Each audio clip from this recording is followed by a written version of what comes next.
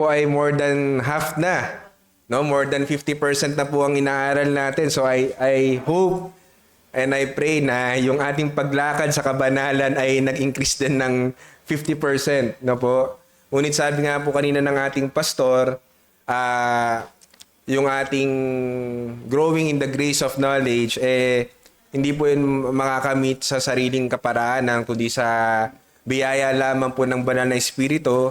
Pero at the same time, tayo po ay merong responsibility na pag-aralan ng kanyang salita. Kaya yung kanina, sabi po ni Pastor Den, gaano po kadalas natin binubuksan ng ating Bible, no po? I hope tayo po ay patuloy na ginagamit natin yung means of grace na yun, yung word, para sa ating kalaguan. So ang ating pong text ay nasa Matthew 3:16. Sabi po dito, "Then those who feared the Lord spoke with one another. The Lord paid attention and heard them." So, ito po ay from the text itself, makita natin yung ating pag-uusapan ay tungkol sa speaking or conversation. Pero bago po tayo magpatuloy, just a review, yung pong fellowship ay kinuha sa Greek word o yung ginamit ng Greek word sa New Testament na para sa fellowship ay koinonia. So, it's from the Greek word koinos, which is common. And then yung verb po na koinoneo, which is to possess together or to have a share. So, ibig sabihin po, yung fellowship is sharing of lives within the church, no po? At alam natin na ang goal nito is to edify itself, yung which is yung church, in love. Yun po yung sinabi sa Ephesians 4:16. Sabi doon, "From Him, the whole body, which is the church, joined and held together by every supporting ligament, grows and builds itself up in love as each part does its work." So, yung isa pong purpose ng fellowship o yung goal niya is to edify each and everyone in the body in love, no po? So isang makikitang marka o sabihin natin sukatan ng isang isang body ng ating Panginoon o yung church ay kung tayo ay lumalago ba sa kabanalan at sa pagmamahal, no po? In love in Christ. At sinabi dito, hindi lamang yung paglago sa pag-ibig, ngunit sa kabanalan din upang tayo ay maging kagamit-gamit sa ating Panginoong Jesucristo. Sabi po dun sa 2 Timothy 2:21, "Those who cleanse themselves from the latter will be instruments for special purposes, made holy, useful to the master, and prepared to do any good work."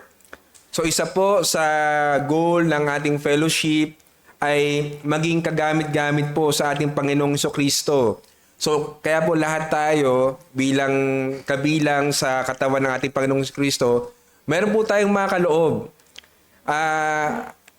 Sabi nga, lahat tayo ay diakono, no, na tayo ay nagtutulungan at para magawa natin yung ating pagtutulungan at mapalago natin ang iglesia sa biyaya ng Panginoon, yung ating pong sarili ay dapat inihahanda natin na ipursu natin yung kabanalan at ihanda natin yung ating sarili na maging instrumento para po sa kalooban ng ating Panginoon.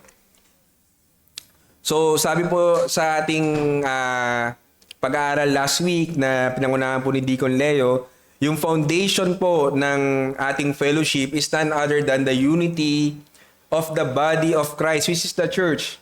So, kung wala pong unity, alam po natin yon, hindi po tayo makapag-fellowship. Kasi kanina nga po, sinabi natin na yung fellowship is to have a shared life. So, kung disunited tayo, meaning we're not sharing, we don't have something in common, hindi po natin ma-achieve yung fellowship.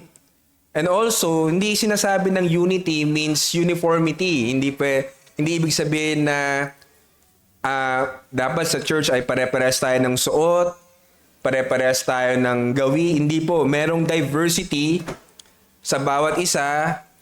Gaya nga po ng laging sinasabi ng ating mga elders na ang katawan ay may iba't ibang parte.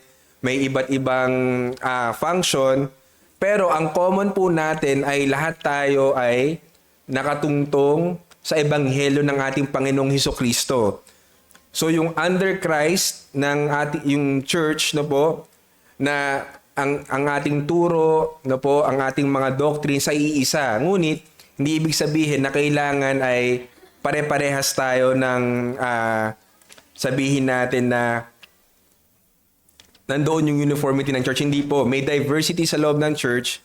Ngunit ang pundasyon natin, ang common ground natin ay walang iba kundi ang ating Panginoong Hesukristo. So yun po yung natutunan natin last week kung ano yung fellowship at ano yung goal. So ano naman po yung venues of fellowship as means of grace? Kasi bakit po? Kaya po natin pag-aaralan ito dahil hindi po lahat ng pagtitipon, na po, hindi po lahat ng pagtitipon na ginagawa ng isang grupo ay masasabing fellowship. No po? Hindi po lahat kasi lagi po nating nami-misuse ito. In fact, nung akin pong itong pinag-aaralan, na-realize ko na most of the time, medyo nagkakaroon pala tayo ng wrong notion about fellowship, no? Nag-fellowship kami kay ganito o kaya nandun kami sa isang lugar, nagtipon-tipon kami, nagkaroon kami ng fellowship.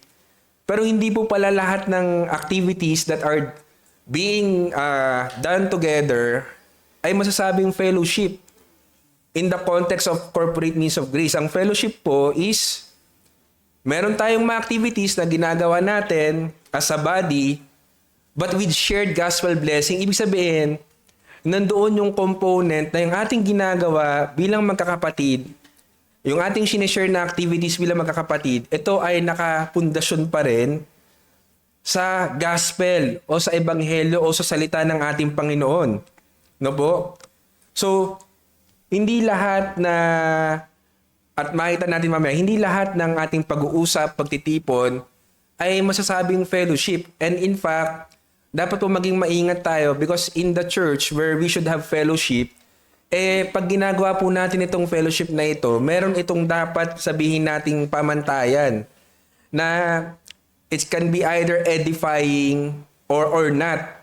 At siyempre, iwasan natin yung maging unedifying tayo. Dapat po, ang isang marka ng totoong fellowship within the brethren or within the body is ito ay edifying to the body. And ano ulit yung goal natin kanina? Kung naalala nyo? Ano yung goal natin kanina sa ating fellowship? So, sinabi sa Ephesians na una, we grow in love. And then, yung pangalawa is maging holy and useful tayo nakagamit-gamit para sa ating Panginoon. So, yun yung goal. And yung fellowship as a means of grace, yun yung gusto niyang i-achieve. Ngunit, hindi yun ma-achieve po kung wala yung gospel sa ating pagsasagawa ng fellowship. At ito pong fellowship ay nasa iba't ibang anyo, no po? So kaya nga sinabi dito, venues o ano yung mga daanan o mga paraan upang magkaroon ng fellowship. So una po yung conversation, which is yan yung lahat ay meron tayong sabihin nating abilidad na gawin na makipag-usap sa isa't isa. Pangalawa po, yung sympathy o yung pakikiramay. So, suffering with one another. Tayo ay nakikisimpatya. Tayo ay nakikisalo sa paghihirap ng ating mga kapatid. And then, nandyan din yung benevolence na yung biyaya ng Panginoong material ay ating isinishare bilang fellowship sa ating mga kapatiran. And then ito po, isang sabihin nating maganda rin pong tingnan at magandang pag-usapan, yung avoidance, no? So, iniisip natin, bakit kasama tong avoidance sa fellowship? Nakalagay nga dito, is this fellowship, no po? Pero alam nyo po, makikita natin as we go on in the next studies na etong avoidance is tinuturo po ito ng Panginoon upang mapangalagaan yung kabanalan ng kanyang iglesia. So nandoon yung disfellowship, nandoon yung sabihin nating pag-iwas sa pakikitungo sa mga sabihin natin nagsasabing mananampalataya na sumisira naman sa ating iglesia, no po? So dito yung mga na-censure, mga under church discipline, no? Hindi ko po nailagay, is nandito dapat dito pumapatak yung avoidance. So ito po yung 4 na venues ng fellowship na ating pag-uusapan. At ang una natin pag-uusapan is yung conversation. So nauna na agad yung point. So yung conversation o pakipag-usap, ito yung common sa lahat, no po? Common sa lahat na pwede nating gawin. Na ang conversation po na nandoon yung fellowship, yung Christian fellowship, ito po dapat ay shared instruction and admonition. So, sino pong pwede magbasa ng Hebrews 10:24? Sige po, Hebrews 10:24.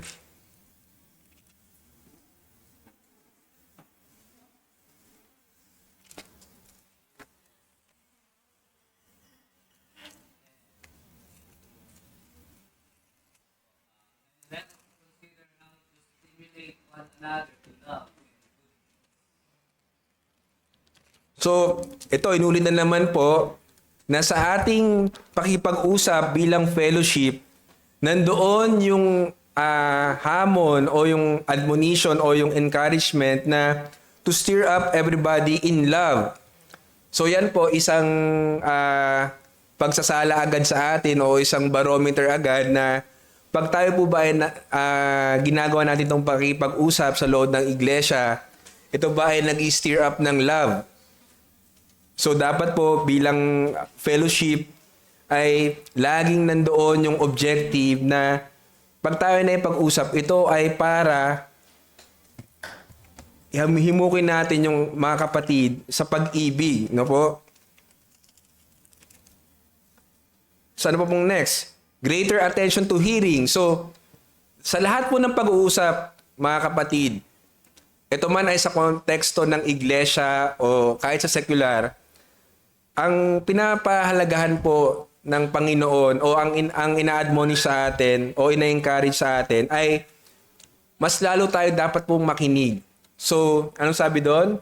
Slow to speak and quick to listen. Yan po yung sinabi sa James 1:9.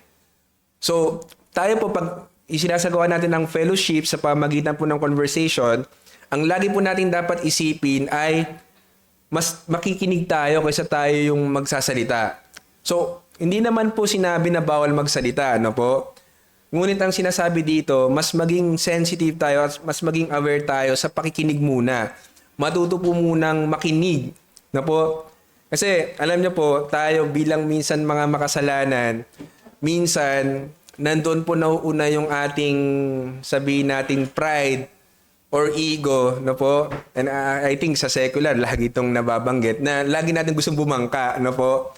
Hindi po, hindi masamang magsalita, especially if ikaw ay sabihin nating knowledgeable sa topic, pero ang pinapa-emphasize lang is mas matutong makinig bago magsalita. Kasi po, totoo naman, minsan, dahil mas nauna tayo magsalita, nagiging sabihin natin na nami-misinterpret o nami-misunderstood pala natin yung mga ibang kausap natin just because instead na makinig tayo, nag-iisip na agad tayo kung anong sasabihin natin. Na-experience po ba yun, mga kapatid?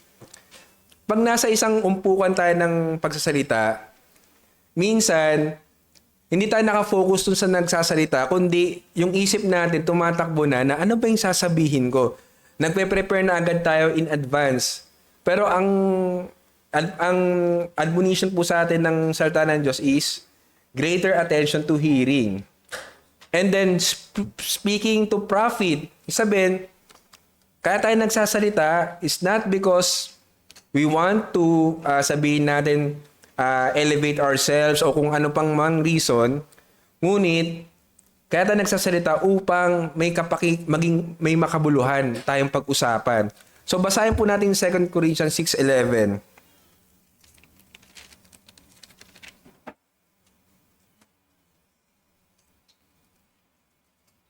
2, 6, 7. Sige, 2 Corinthians 6:11. Ito po ang sinasabi, ang aming bibig ay bukas para sa inyo, mga taga-Korinto. Ang aming puso ay pinalawak.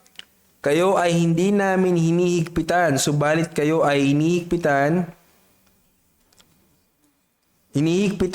ng sarili ninyong damdamin bilang ganti. Nagsasalita akong tulad sa mga bata.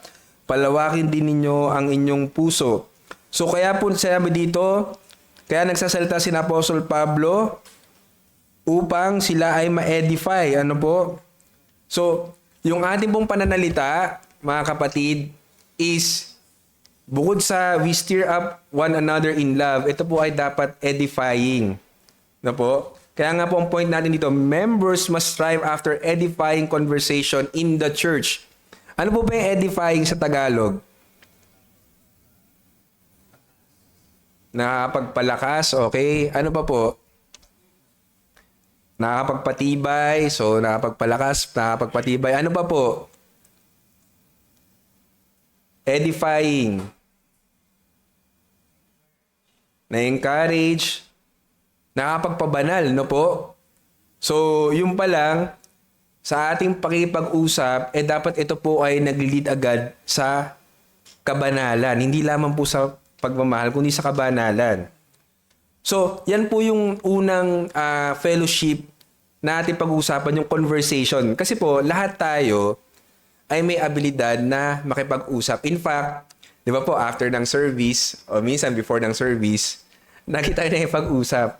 Lagi tayong naipagkwentuhan. Sabi nga po nung nanay ko, lagi sinasabi, kwento beho. Isabihin, maraming pinag-uusapan, no po? So, yan is sa mga abilidad natin bilang tao.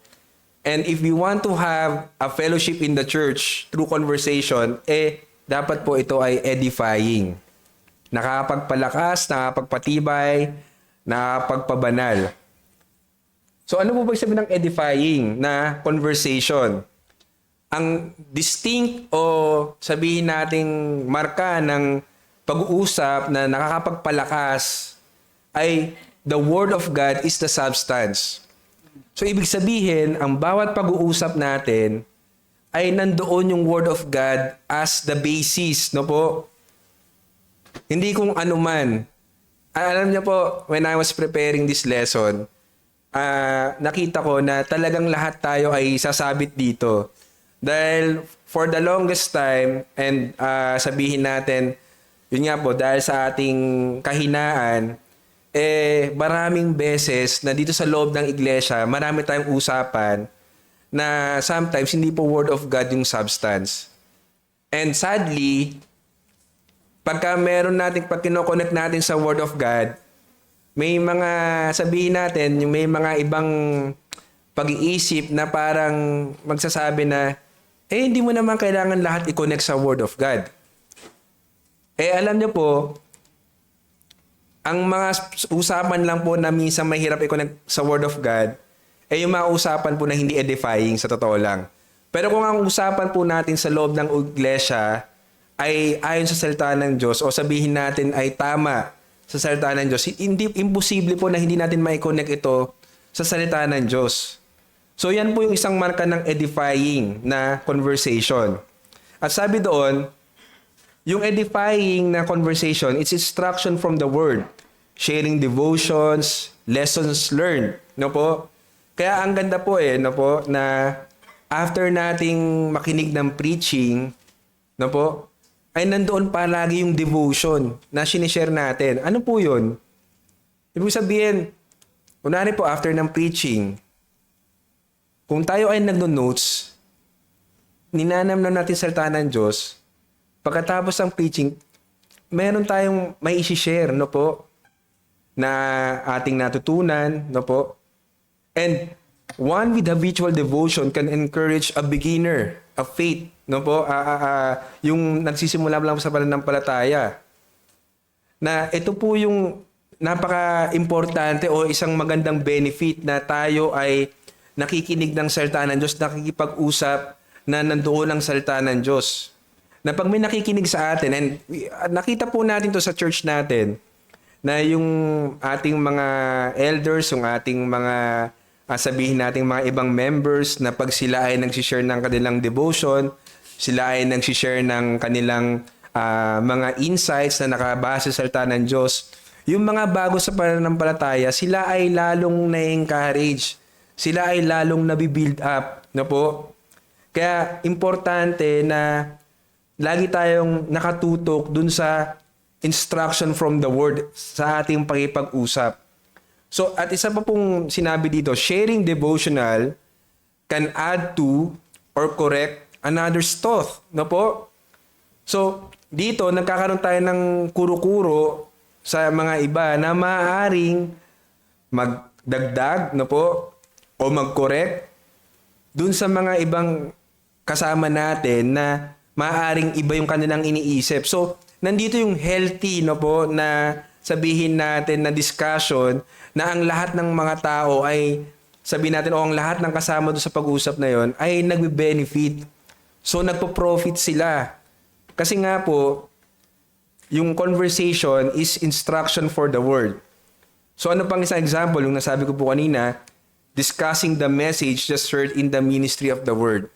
So, mga kapatid, isa ding hamon sa atin ito na sa biyaya po ng Diyos, kailangan talaga kung kaya na, kung mas mainam pa nga na magkaroon tayo ng notes pag tayo ay nakikinig ng preaching, na po?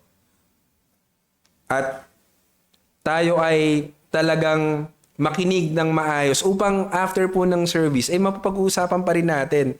I think may isa po tayong kapatiran nga sinabi niya na pag uwi nila sa bahay, pinag-uusapan nila kung ano yung na-preach. Which is maganda po yun, mga kapatid. So, makita natin na yung conversation is hindi lamang kung ano-anong topic, no? Na kahit ano na lang, sabi nga ng iba, meron na lang basta may masabi. Hindi po. Maganda na kung ano yung ating natutunan sa pangalan ng salita, yun po yung ating sinishare. Yun po yung nagsasaturate, no? Nagpa-permeate, nagmamarinate sa ating isip na all throughout ng ating pagsamba sa ating Diyos sa araw ng linggo, yun po yung nakatatak sa ating isip at hindi iba. So yun po, edifying is instruction from the Word. And then second po is admonition of the Word. So dito, isa sa mga pag-uusap o conversation na is edifying is also admonishing. Ano po yung admonish? So ayoko pong sabihin pinapagalitan o sinesermonan Yung mas positive na sabihin nating definition ng admonition is ano po? Yun, pinapangaralan, no po? Kasi po, syempre, ang word is sabi nga sa, saan po ba yun? Timothy? Na the word is for reproof, di ba po? For teaching, correction. So, again, kung yung ating pag-uusap o yung conversation natin is nakasalang sa Word of God, no po, pag ating itong pinag-uusapan, magagamit din po natin ito upang magpangaral, no po, sa isang tao na sabihin nating maaaring naliligaw, no po, o nagkakaroon ng mga pag-ugali na hindi karapat-dapat sa isang iglesia. Ano po sinabi sa Romans 15:14? Sino po ang pwedeng magbasa? Romans 15:14.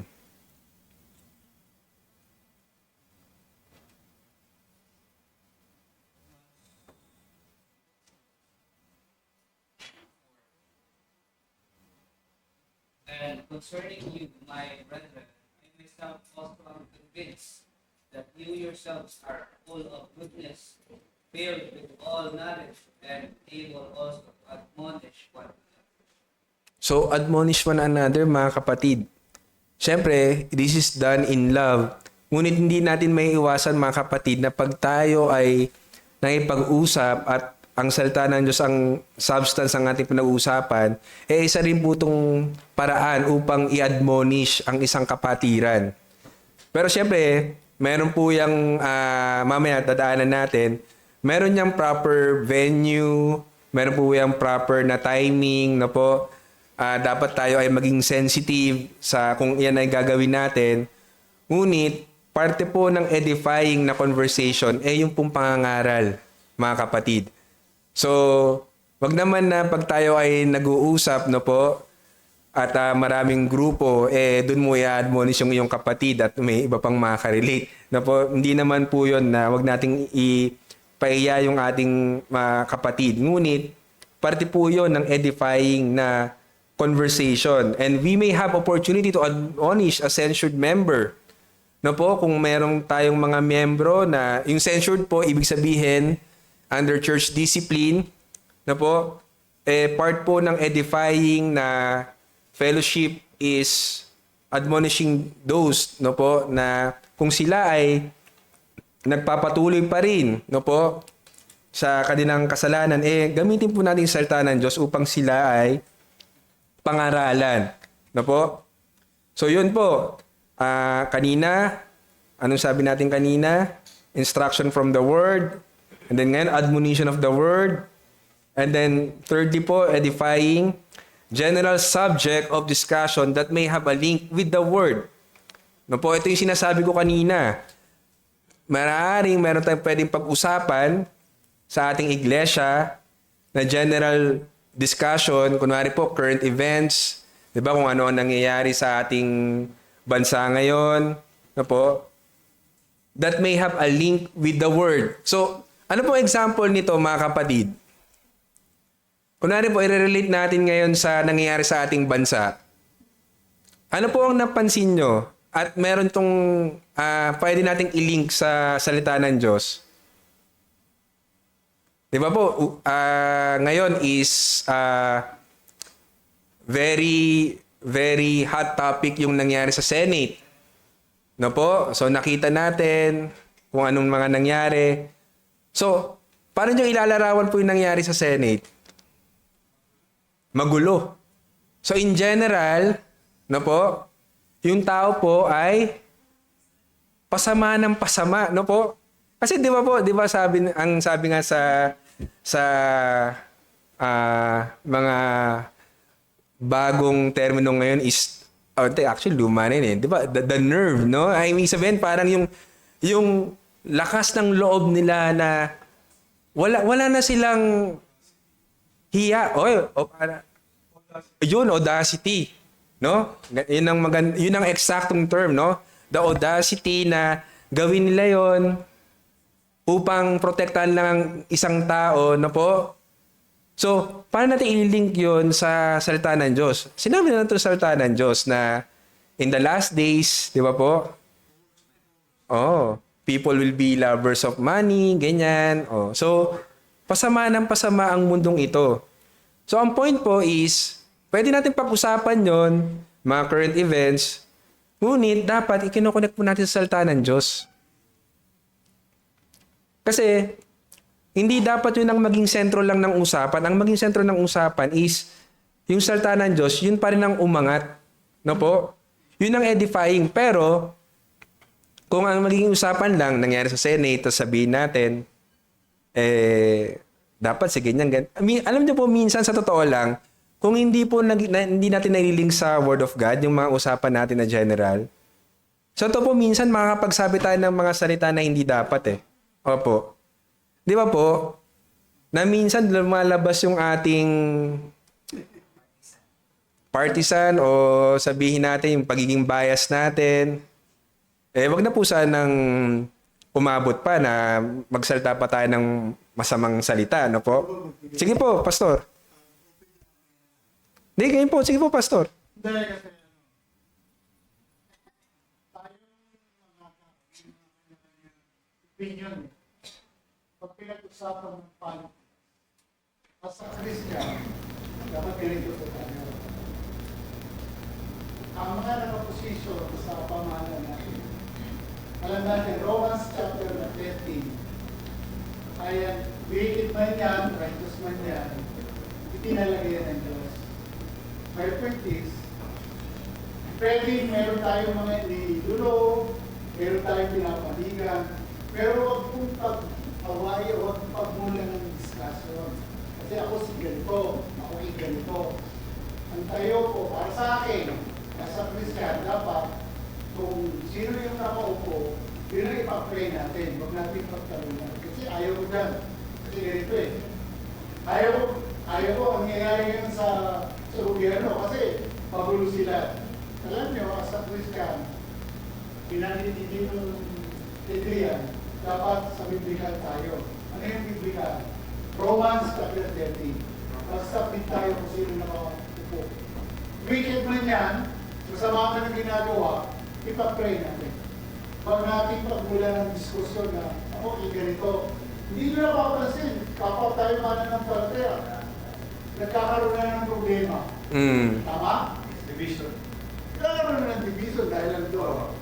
My point is, ipanalangin natin, kung meron man tayong iniidolo na politika, sarili na lang natin. Huwag natin pagdiskasan sa loob ng iglesia na hindi po magiging mahina. Pati yung titibati lang tayo. Hindi na mapapansin, nagka-away na kayo. So yun lang po sa akin, balik tayo sa Romans 13. Basahin niyo yun, sino mang kumakalaban sa nakaposisyon, kinakalaban natin na nagtatanggol. Kristiyano tayo, huwag pagmula ng away ng politika. Yun lang. Salamat po, Pastor.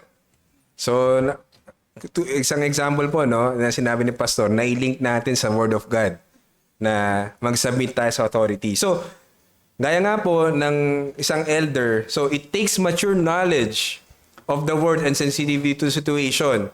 So, i-aspire natin po para tayo ay magkaroon ng maayos na fellowship through conversation, mag-mature po tayo sa ating kaalaman.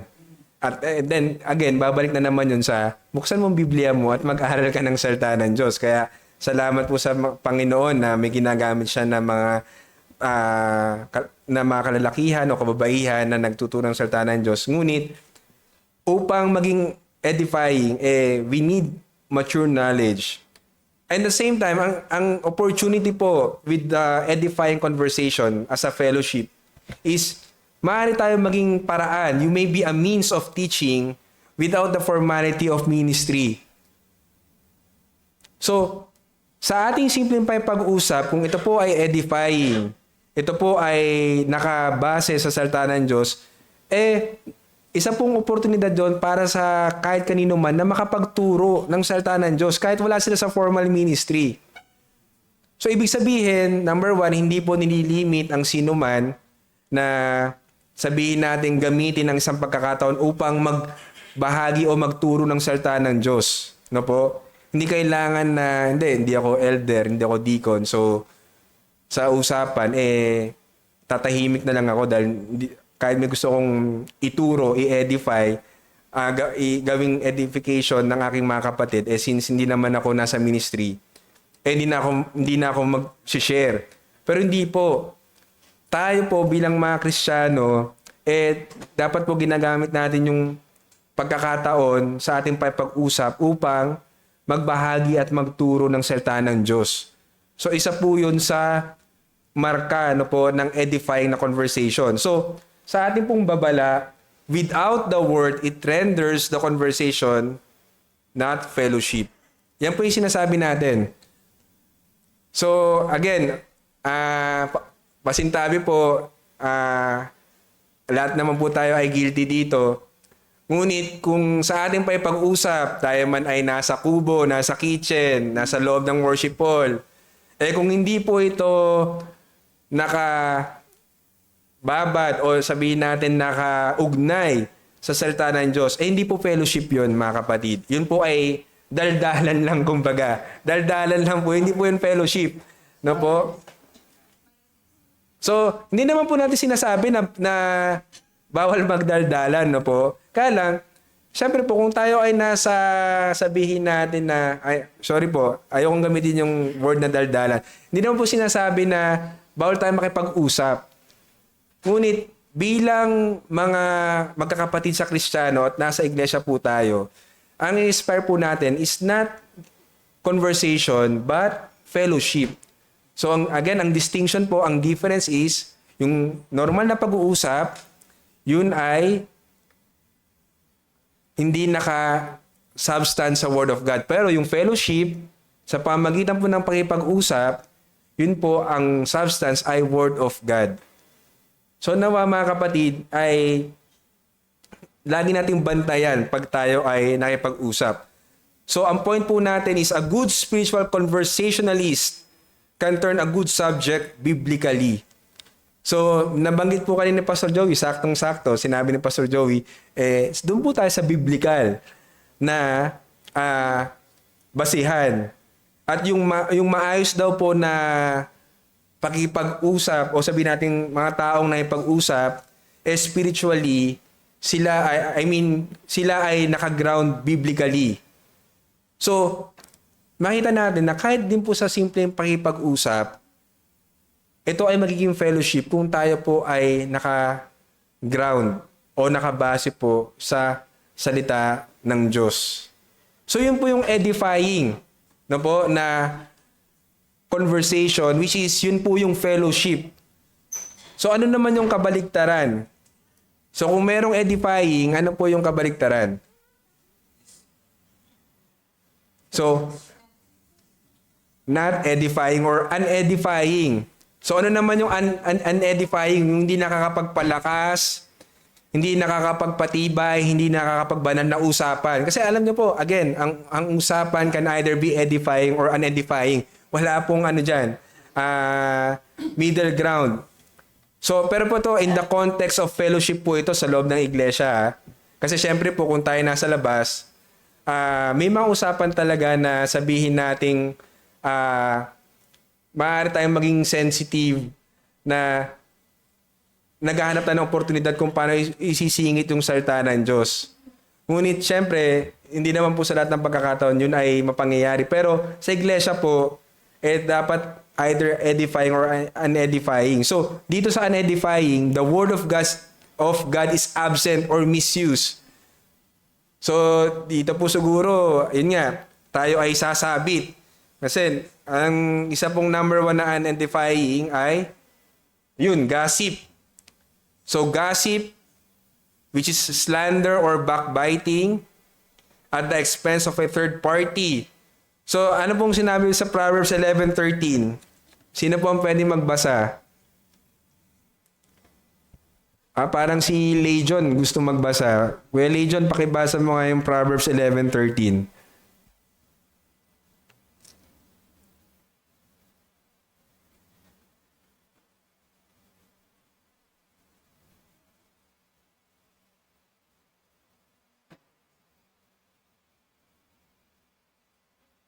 Proverbs 11:13.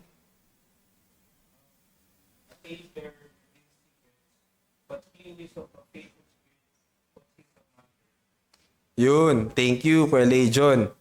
So, ano po ba yung gossip, slander at backbiting? Ano po yung gossip? Chika minute, di ba? Sino pong nakaabot? Nakabutan niyo po ba yung chika minute? Parang lumalabas yung edad ko dito, ha? Ha? 90s? Oo, no? Ngayon kasi nabutan na ng mga generation ngayon sino ba to? May kaso na yun, si Albert Cat, no po? So, yung gossip po or yung slander, ito po ay yung mapinirang puri, no po? Pero ano nyo mga kapatid, yung binasa ni Kuya Legion kanina, di ba po sabi doon, conceals a matter . So, ano pong pinapakita nun? Ano po mga kapatid, may mga sabihin nating, kasi meron pong ganitong thinking hindi gossip yun kung totoo. Alam nyo, di ba po, ganun tayo . Totoo naman yun . No po? Totoo naman yung pinag-uusapan namin, parang naging chismis yun, totoo naman talaga yun. Doon po papasok yung wisdom natin mga kapatid. Dahil hindi lahat po ay kahit totoo, kailangan pag-usapan. Sabi doon, kinukonceal niya yung matter . O sabi nga, tinatabunan ng love yung multitude of sins. So, kailangan po tayo ay nandoon yung sensitivity natin. Na kahit totoo yung pinag-uusapan natin, kung ito po ay hindi edifying, na po, Kung ito po ay at the expense of a third party, no, na parang sabihin natin na para lang may mapag-usapan tayo, kumbaga sinasangkalan natin yung isang tao, mali po yun. No po? Na hindi po ang sinasabi ng Satanas. Diyos, ano nga po yung isang example, di ba? Dati sa prayer meeting, di ba po? I mean, di sa prayer meeting natin yung isang example lang po nung isang preacher na narinig ko. So, prayer meeting, pag-pray po natin si ganito kasi ganyan-ganyan. So, nasa pretense ng pag-request ng prayer, pero at the same time, na-divulge niya yung something na hindi naman talaga dapat for that group, no po? Na nasa pagtatago na ipag-pray natin, pero pagkatapos ng prayer meeting, ay talaga si ano? No po? So, hindi po ganun dapat. And beware, no po, he who gossips to you will gossip of you. A gossip is a gossip. No po? Pa-explain po, he who gossips to you will gossip of you. A gossip is a gossip. Di ko Leo. Ano pong...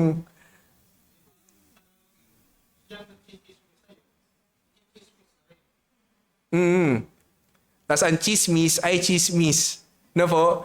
Yung kasi sabi ko, wala pong excuse dyan sa pagchichismis. No po? At yan yung distractive about gossip, mga kapatid. Kasi, yung nang-chichismis sa'yo, yung may chinichismis siya sa'yo, eventually, ichichismis ka niya. No po? And alam natin, itong paggagasip ay very destructive sa church. Kasi po, ito ay naglilikha ng division. Kaya mag-ingat po tayo mga kapatid. Ano yung backbiting po? Backbiting. Sino po ang gustong sumagot? Sige po, Tita Beth.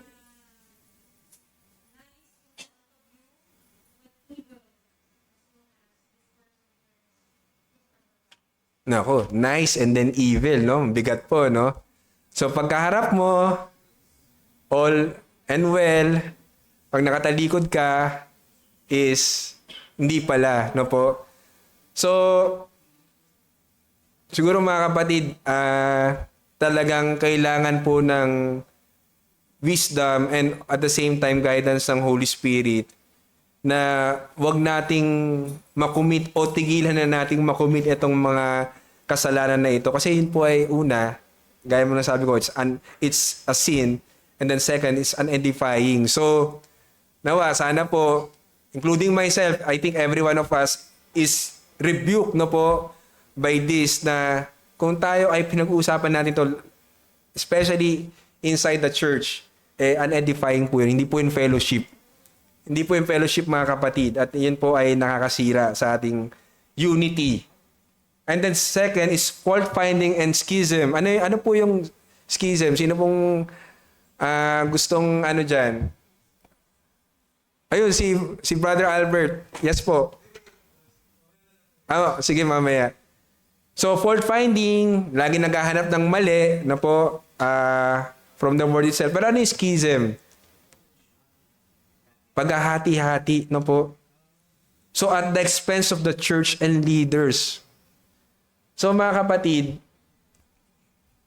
dito yung sinasabi din po kanina ni Pastor Joey, kanina sinabi dapat hindi tayo maging partisan or sabihin natin hindi tayo mag-away-away sa politics. Ngunit dito rin naman, hindi tayo dapat magbahabahagi o sabihin natin magkaroon ng favoritism sa mga, sabihin natin sa mga leaders natin. Kasi totoo po yun. Alam niyo po, talagang totoo ito eh. Pag meron kang sabihin natin kinikilingan, no po, yan man ay elder o deacon o sino man sa church, most probably po, it will lead you to fault find dun sa iba. Kasi lagi, ang nagiging mindset mo is, tinatry mo i-justify yung iyong mindset na mas okay talaga to kasi si ganito, ganyan siya, ganyan. So, eventually, hindi mo napapansin, unconsciously, na po, actually, hindi unconsciously, pero yun talaga yung puso mo, o puso natin, na nag-fault finding ka na. No po? Hindi ka na nagiging edifying, ngunit ikaw ay nagiging destructive. Yung division yung unity ng church ay hindi mo na sabihin nating isinasalang-ala, ang ginagawa mo na ay division. So Romans 16:17, sino pong gusto magbasa? Romans 16:17, si Brother Ivan, Romans 16:17 and following.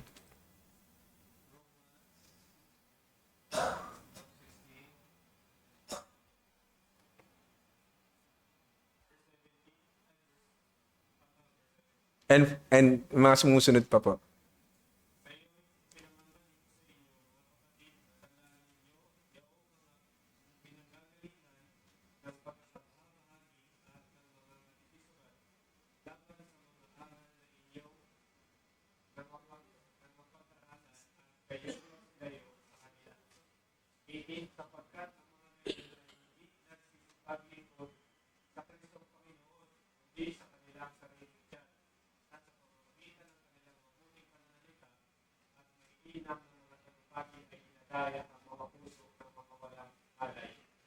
Medyo mabigat po, no? I think yung context nun, more on mga false prophets. Pero ang point po is, yung mga tao na sila ay sabihin nating hindi constructive yung kanilang criticism. Kasi talaga naman po na meron talagang, kanina sinabi natin may admonition eh. So, pwede natin gawin yun. Pero kung ang iyong puso ay upang ang tao na yon ay pahiyain, upang ang tao na yon ay maliitin, at upang ikaw ay mag-cause ng division, na po, yun po ay, yung klaseng pag-uusap po na yun po ay unedifying sa harapan ng ating Panginoon. So, nawa maging maingat po tayo sa bagay na iyon dahil sa totoo lang po, kung napapansin nyo, yun talaga yung kahinaan natin eh. Lagi natin gustong-gustong pag-usapan talaga yung yung mga bagay na hindi naman edifying, no po. Yun ang mas lalo natin gustong pag-usapan. Pero pagka gospel, no po, pagka sabihin nating salita ng Diyos, medyo nabobore tayo. Alam ko po, na-share ko na sa inyo dati yun eh. Siguro on my part, baka medyo mali din ako. Pero meron po akong kakilala na pag nag-uusap kami, so laging nako-connect ko sa Word of God. So parang yung naging feedback niya sa akin na parang ang hirap kausap nun ni Adrian eh kasi laging gustong Word of God pag-usapan nun eh. So ano niyo po yung mga kapatid, meron talagang ganung pagkakataon. Ngunit sabihin natin na kaysa mag-usap tayo ng edifying, yung edifying po dapat yung piliin natin. And then ito po, predominantly jesting. A place for jest but not predominant. So ano po yung jesting? Ito po mga kapatid siguro po, I think naman marami sa atin dito ang sabihin natin may sense of humor. Pero unedifying po yung predominantly jesting. Alam niyo po yung jesting? Ito yung parang,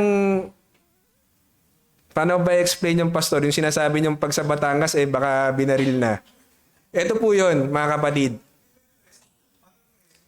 Hindi. Yung jesting is parang laging ang reply sa joke. Yung parang hindi seryoso. Kunwari, kahit seryoso. Alam mo yun yung parang lahat sa kanya joke. Kaya sinabi dito predominantly na ang sa usapan, laging ang goal niya is parang kahit dapat nasa seryoso ka na, gagawin pang biro. Kasi ito po sa Genesis 19:14, kung babasahin ninyo, ang tagpo dito, yung mga, in-laws ni Lot ito na sinasabihan ni Lot, mawawasak na yung ano, sumama kayo. Ano akala nila, nagbibiro lang. So, meron pong, sabi ito, meron pong lugar, no po, sa pagbibiro. Hindi naman po mapapala yun. Pero hindi dapat yun yung palaging nagdo-dominate, no? Na, kumbaga, sabihin natin, every time na mag-strike tayo ng conversation o pakikipag-usap, laging sabihin natin na joke time na lang, no? Dapat po talaga may balance eh. Yun lang naman po yung sinasabi. So, pero nakakatawa po, di ba? Minsan na, minsan talaga napapangiti ka, di ba? Na nagkakabiruan. Okay naman po yun. Pero syempre, wag naman po sanang green joke, no po? O wag naman sanang joke na parang personal, isa pa yun. O kaya talagang distasteful na parang wag namang yung salita na yun ay manggaling sa isang, di ba? Kahit kanino po, hindi lang sa pastor o sa deacon o. So, dapat maging maingat din po tayo doon mga kapatid. Kasi tayong mga Pilipino gusto natin laging mag-joke eh, di ba? Di ba po? Kaya lang, alam niyo po ba yung mga minsan may mga minsan po nakakalungkot kasi yung kanina sinabi nga po ni Brother Mark, may mga sabihin nating nasa loob ng, hindi po sa church na ito in general, kahit sa church, is minsan nga ginagawa ng katatawanan ang isang pagpaksa o pag-uusap at the expense of others. No po? Tapos, pag sila ang, kasi alam niyo po yung mga alaskador, yan din yung mga pikon eh. Totoo po yun eh. Pero, nakita niyo po yung mga simpleng mga joke na ganyan, no po? Naglilid po yan sa unedifying na pag-uusap. Kaya, saka ano nyo mga kapatid? Sige po. Siguro yung bigas tayo na mapagbiro. Pero pag nakita natin yung atmosphere ng conversation, yung mga seryoso, hindi dapat pasukan. O nga po eh. Pero talagang, alam nyo po yun, parang minsan talaga sumasabit tayo dun eh, na po na napakaseryoso na biglang, alam nyo po, sa totoo lang dito sa ating church, marami po ditong ano eh, hindi po ako tapos. Marami po dito na tayo ay masiyahin. Opo.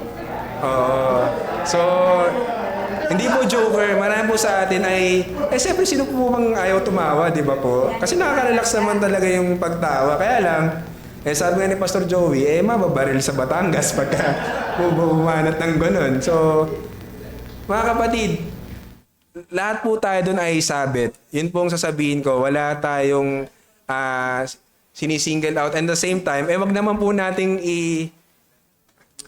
ano ba yung word? Kasi gusto ko sabihin ostracize eh. Pero wag naman po nating anuhin yung alam nating mga kapatid natin na pagbiro. Kasi talaga namang minsan nakakaganang damdamin. Ang sinasabi lang po sa atin, ang warning sa atin is, pipiliin po natin at itatama natin kung saan tayo sabihin nating magiging mapagbiro, no po? Kailangan pong maging sensitive lang tayo. Pero hindi po yung sabihin na, ayoko na mag-joke kasi sinabi ni Deacon Adrian sa Sunday school niya. Ano eh. Hindi po. Alam niyo po, sa totoo lang. Hindi po. Alam niyo po, sa totoo lang. Yung conviction po ng Holy Spirit, alam niyo naman kung ang joke niyo ay sumabit o hindi. Sa totoo lang po. So, ako, guilty po ako dyan. Ano po, na minsan, maaaring sa akin ay nakakatawa pero meron palang nasaktan. So, iwasan po natin yun. Kasi alam nyo po, iniiwasan din natin na makasakit tayo ng damdamin eh. Lalo na sa mga pagbibiro. So, yun po. Again, may lugar sa pagbibiro pero hindi dapat palagi na lang na po na gano'n. So, ang puntos po natin ay a conversation is always a challenge to be edifying or unedifying. Napakahirap po talaga na ang isang pag-uusap ay laging maging edifying. Kaya nga po, dapat laging nasa isip natin na bilang means of grace yung fellowship at yung pinaka-dominant na way of fellowship is through conversation, sikapin po natin na maging edifying tayo. Na po? At hindi tayo maging, sabi nga kanina, katitisuran na po kahit lang sa ating mga pagsasalita. So sa mga practical na bagay, given the ability to speak makes conversation available. Ano po ibig sabihin nito? Ibig lang po sabihin, lahat po tayo, unless tayo ay may physical, na po tayo ay pipe o meron tayong physical condition, lahat po tayo ay maaaring nakakapagsalita. So meron tayong abilidad na magsalita, gamitin po natin yon sa pag-usap na nandoon yung fellowship, nandoon yung edification. Na po? Take note of those who are left out of the conversation. So mga kapatid, yun nga, may mga ilan tayong mga miyembro na maaaring nahihiya or sabi nga nila introvert, no po?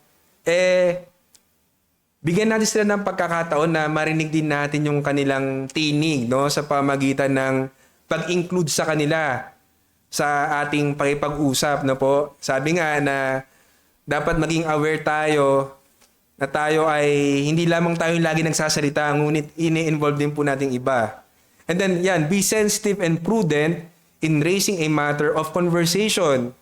So again po, may proper place, may right timing, merong mga words na kailangan tayo ay naging sensitive upang kahit sabihin natin na meron talagang dapat pag-usapan na importante, hindi yun maging unedifying, kundi ito ay maging kagamit-gamit pa rin.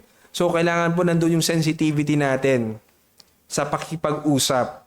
Lalo na kung meron tayong gustong erase, no, na isang paksa, no po, during that conversation. And do not choose the safe but unedifying path of no conversation. Ano po yung sabihin nito? Simply means po, ang ibig sabihin nito, para hindi ako sumabit, no? Para hindi ako maging unedifying. No po? Hindi na ako magsasalita. Sa totoo po, yung hindi mo pagsasalita, yun ay unedifying din. No po? Kasi, meron naman tayong abilidad na magsalita So, gamitin natin yan para lalong mabigyan ng papurihan ng Panginoon. Gusto mo maging safe, no? Hindi na lang ako magsasalita para, hindi na lang ako magjo-joke para ganyan. Pero hindi po. Dapat gamitin natin yung ating abilidad na binigay ng Panginoon upang magkaroon ng fellowship through conversation that is edifying. So, nakita po natin, may dalawang thoughts po na nag-umpugan. Una is, yung mga Kristiyanong pananaw, my conversation with my brethren can be a means of grace in fellowship. Yung pag-usap daw natin sa mga kapatiran, ay maaaring maging kaparaan ng biyaya sa pamagitan ng fellowship. So, ibig sabihin, sisikapin natin na maging maayos sa pakipag-usap, no? Na yung pakipag-usap natin ay edifying o nakakapagpalakas every time I am in the assembly of brethren. Na po? I will, by God's grace, spend time in edifying conversation with the substance of the Word of God. So, dapat po nandun yung substance ng Word of God sa lahat ng ating pag-usap bilang fellowship. Yung isa naman po, remaining sin, I love talking with people. And it can be on any subject as long as we are happily talking. So, dahil gusto makipag-usap sa mga tao, kahit anong topic na lang, as long as, basta kami ay masaya sa pag-uusap na yon, walang problema, hindi po. I will talk with brethren in the church without need to be mindful of my substance. So yan po yung nag-uumpugan na sabihin natin na kaisipan, doon po tayo sa edifying na conversation, mga kapatid, na nawa, ang challenge sa atin is resolve to increase in knowledge of the word through faithful teaching, or actually ang challenge natin dyan is to have an edifying conversation in the church. Na yun po yung sikapin natin, na magkaroon po tayo ng edifying na makipag-usap. So mamaya po, o in the future, sa mga susunod na araw, sa pag-usap natin sa ating mga kapatid, habang tayo kumakain, o pag break time, sa kubo, sa office, sa kitchen, pwede pa rin po mag-joke. Pero hindi po palaging joke. Pwede pa rin mag-usap ng general topic, pero wag mawawala po yung salita ng Panginoon. Kasi at the end of the day po, hindi tayo nandito po para sa ating sariling, sabihin natin, kasiyahan o sa ating sariling kapakinabangan. Pero nandito po tayo upang magbigay ng kapurihan sa Panginoon. So, ano nga pong sabi? Saan pong book ito na sinabi na lahat ng mga sinalita natin na walang kabuluhan, no, ay pagbabayaran. So, warning din po sa atin na kahit sa ating simpleng pagsasalita, maging mindful tayo kasi hindi po yung para lalagpasin ng ating Diyos. No po?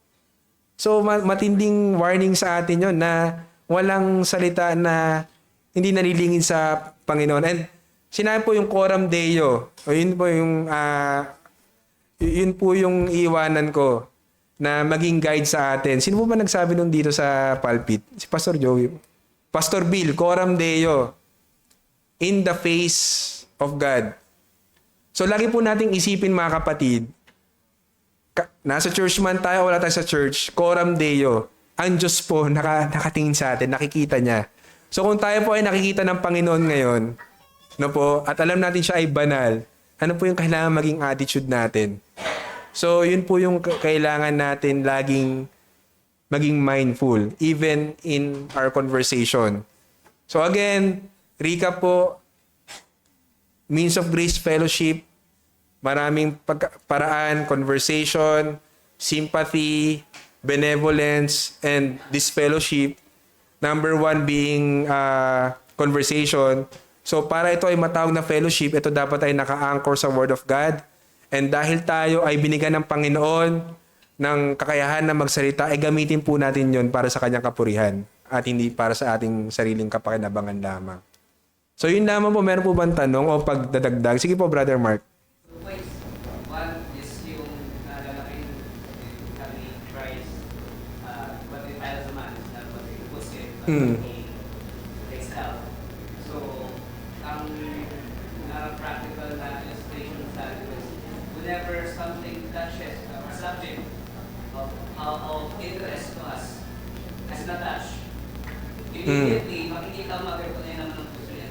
Opo. For example, nabanggit na ang isang famous na, let's say, figure, say political figure, you will see there's already heat, already indifference, so yun yung parang nag-reveal talaga kung yung sabi natin. So, yun nga, ang bilis sa atin is before you engage your mouth, make sure that your mind is in gear.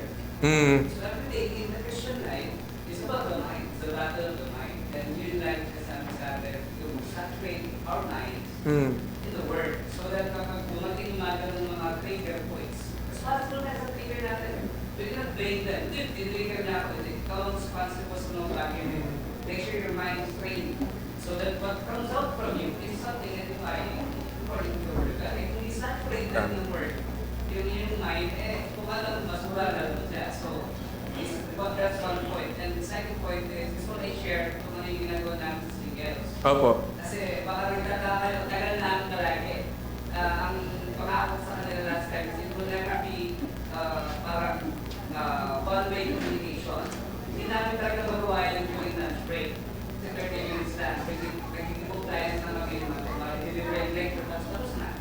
So, nag-iba kami ng set-up, ginawa namin siya after church, at umabot po kami ng 9 p.m. We started ng 6 until 9. At ang structure po nun is less than an hour na lecture, and then the remaining time is the discussion, processing of thoughts. So we train them to the Word, especially when pinag-usapan namin social ethics, and it really touches yung artery of the politics, o yung artery ng mga social issues na meron tayo ngayon. And pagkatapos ng discussion of the Word na yun, all practical, all applicable sa kanilang contemporariness.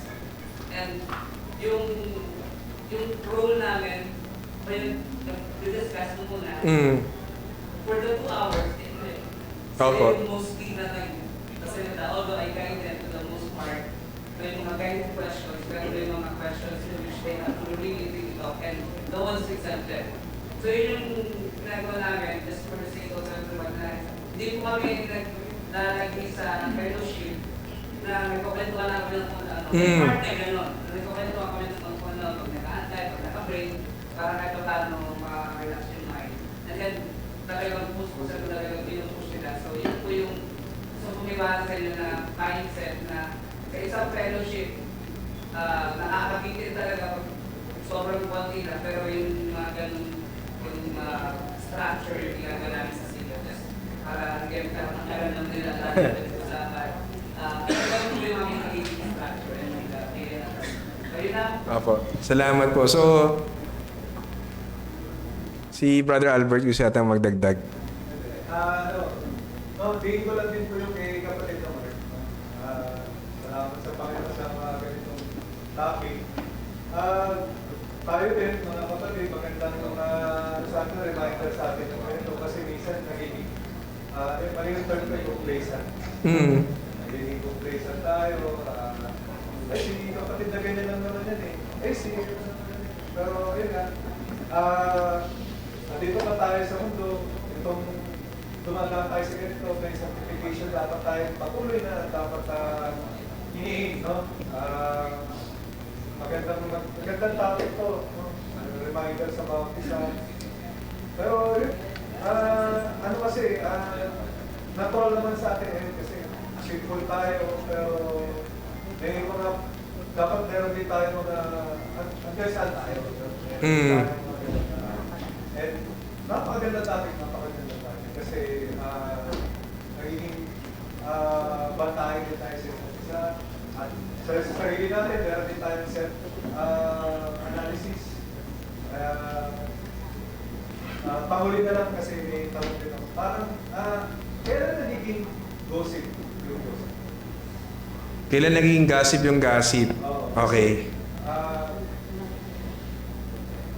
Kasi minsan mga mamaya, pumunta yung usapan yung pero hindi nyo naman sinasalita. Pero, parang sa akin, parang Okay. Siguro, una sa lahat, ang salita ng Diyos ay may definition ng gossip kung ano yan. Sinabi doon yung slander and backbiting.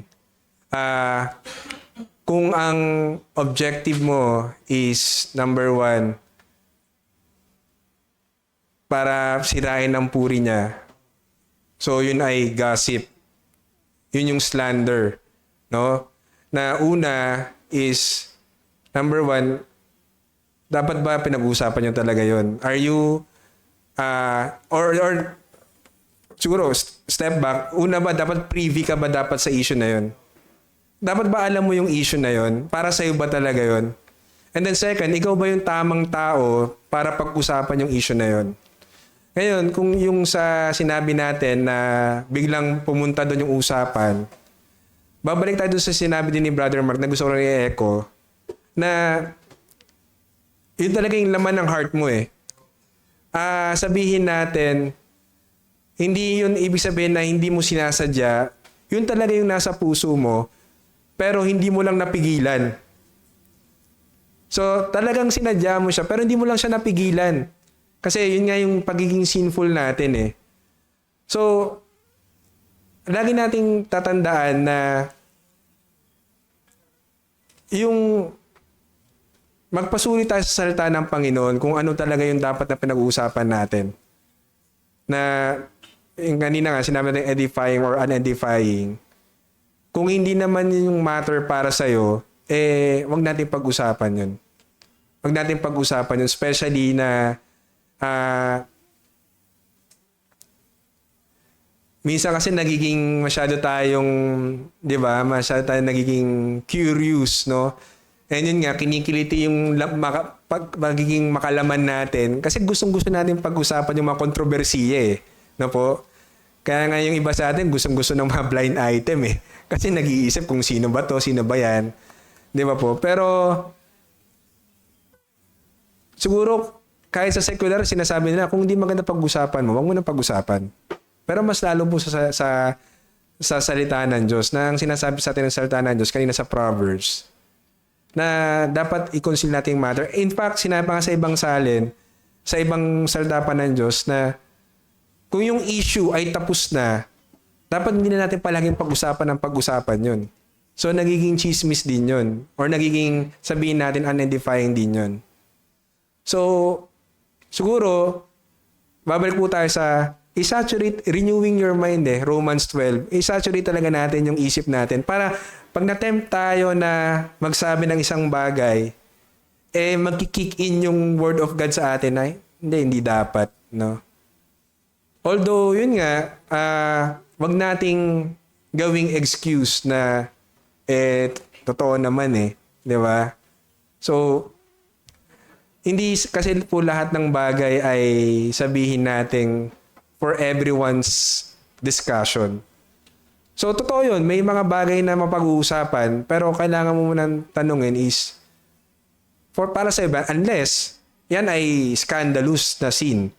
Yung scandalous na sin po, by the term itself, scandal na po, scandalizo. So, ano talaga yan? Ang bunga talaga niyan ay pag-uusapan niya. Kasi ang sinabi din ng Bible is kailangan mong i-expose yung sin. Pero, kung gagawin mo yun out of contempt, di ba? Kasi alam mo nakahanap na ako ng ano dito, tirahin ko tong tao na to. Nakahanap na ako ng butas.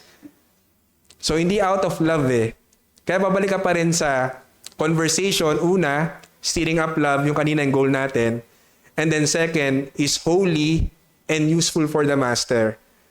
Lagi mo lang isipin na kung nasa harapan ko ang Diyos, ano kayong sasabihin niya sa mga ginagawa at sinasabi ko? So, yun yung parang pangbalanse doon. Oo. Sige po, Pastor. May tanong na yung brother kailan maging kasi isa lang naman ang sagot niya, intention lang. Intention, opo. Kasi intention lang doon sa Opo. Kasi si Pastor Bill, dito sa preaching niya, sinasabi, may kinakwento siya palagi. Pero hindi naman daw chismis, di ba, Pastor? O, may disclaimer So, pero totoo po yung intention talaga. Kung ang intention mo ay makapanakit, di ba? O sabihin natin na yung sarili mo ang may angat at siya ang maibaba, pananagutan natin sa harapan ng Panginoon. And sadly, talagang minsan, bumabagsak tayo. Yes po, Brother Ivan. Yung relation doon sa nabanggit mo kanina na yung na-discuss mo kanina. So, paano naman kapag, di ba, nabanggit kanina tapos na yung pangyayari, di ba? So, kung dumating sa punto na kunwari, kayo mag-asawa or magkaibigan, napag-usapan yung topic na yun, ulit. Pero hindi naman to the point na parang, kasi ito, ganyan. Kung baka parang nag-reflect lang kayo na parang, ganito kasi nangyari.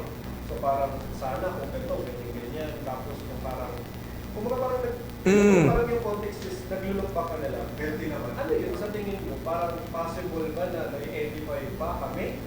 Or nakaka-edify pa? Unedifying na siya, So, babalik ka dun sa sinabi ni Pastor Bill na intention mo bago pinag-uusapan yon. Ngayon, maganda naman yon kasi, for example, dumaan tayo sa mga ilang issues, di ba? Na ang nagiging conclusion natin is, talagang yung kasalanan, nakakatakot yan. Hindi mo pwedeng sabihin nating wishy-washy yan na, hindi, kaya ko yan. So, kahit sino is prone sa kasalanan. So, yun yung maganda, na magkaroon ka ng ganong realization. Pero, kung ang usapan mo ay sabihin natin na binalikan mo yun ng issue na yon at ang naging conclusion mo or ang naging intention mo talaga subconsciously, no?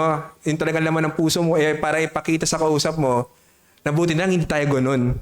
Ganun, di ba? Minsan ganun May pinag-uusapan tayo nakaraan na issue pero ang talagang lumalabas na intention natin is para pakita na tayo hindi tayo ganun. Grabe talaga si no? Buti na lang, di tayo ganun. Instead na maging response mo, buti na lang, di ba, na iniingatan tayo ng Panginoon kasi kung hindi tayo iniingatan, magiging ganun din tayo. Yun yung pagkakaiba na hindi na edifying yun. Kasi, ang nagiging purpose mo na is para ipakita doon sa kausap mo na mas nakakahigit ka. No? Anong sabi ng salita ng Diyos? No? Lest you fall, di ba? Take heed. Na wag mo isipin na malakas ka, lest you fall, baka malaglag ka. So yung minsan, nandun yung mga usapan na gano'n na parang, kasi si hindi kasi babalik pa rin talaga sa intention at motivation ng heart mo Kaya, babalik na ulit tayo sa sinabi ni Brother Mark, saturate mo yung puso mo ng salita ng Diyos. Kasi, yan yung pipigil talaga sa'yo. Kasi, the heart is deceitful Di ba? And out of the heart flows the issues of life. So, wala talaga excuse dyan kung ano lumabas sa bibig natin. Huwag natin sabihin, hindi ko naman sinasadya yan Hindi po. Hindi yun sinasabi ng salita ng Diyos. So, talagang ipag-pray talaga na, Lord, ayoko na ng mga kontrobersiya, ayoko na maging Christian Albert Gaza, in short, yung mga controversy and ipanalangin natin na wag natin laging tingnan yung sarili natin as nakakahigit. Pero, lagi natin isipin na tayo bilang kinahabagan lamang, mag-ingat, So, yung magandang realization. Kasi talaga naman minsan mapag-uusapan mo Lalo na kung ito ay nasa knowledge nyo, dalawa ng kausap mo. Pero kung ang intention is to insult, is to ridicule, and at the same time, elevate yourself, take heed lest you fall, sabi ng salita ng Diyos. So, okay, may conversation pa tayo after this, during lunch. So again, pwede naman po mag-joke ng palagi. Pero mga kapatid, just be, sabihin natin, mindful, Saturate our minds with Christ. So tayo po ay mag-pray. Ama, salamat po sa aming mga napag-aralan. Nakita po namin, Panginoon, na lahat kami ay bagsak dito, Panginoon, and humingi po kami ng kahabagan at kapatawaran sa inyo dahil sa maraming pagkakataon, Panginoon, ang aming mga usapan, especially sa loob ng iglesia, ay hindi naging edifying sa inyong harapan at hindi ito nakapag-build ng unity, hindi ito nakapag-stir up ng love. Patawarin niyo po kami, Ama, and tulungan niyo po kami na sa aming pag-uusap, laging ang inyong salita ang siyang lumitaw, ang siyang manguna at mag-guide sa amin upang hindi kami magkasala sa inyo at lalo pa po naming mahalin ang inyong iglesia at ma-preserve ang aming unity. Kaya Panginoon, alam po namin tanging sa biyaya lamang ninyo at kahabagan na magagawa namin ito. Kaya tulungan po kami, Panginoon, sa bagay na ito. At salamat po, nawa ay hindi lamang namin ito sa isip namin na tumimo, kundi bumaba po ito sa aming puso at magkaroon po ito ng bunga sa amin at ma-edify po namin ng body through fellowship sa pagmagitan po ng pag-usap. Kaya purihin po ko, Ama, at sambahin. At salamat din po, Panginoon, sa bawat isang naririto na nakinig. Nawa ay sila po ay pagpalain ninyo ng inyong biyaya, Ama, ng pagkaintindi sa inyong mga salita at i-bless nyo rin po, Panginoon, ang aming mga pagsasalu-saluhan na pagkain. Salamat po sa kabutihan at providence ninyo sa amin sa pag-aalaga ninyo sa bawat isa. Ito po ang aming dalangin sa pangalan ni Jesus. Amen.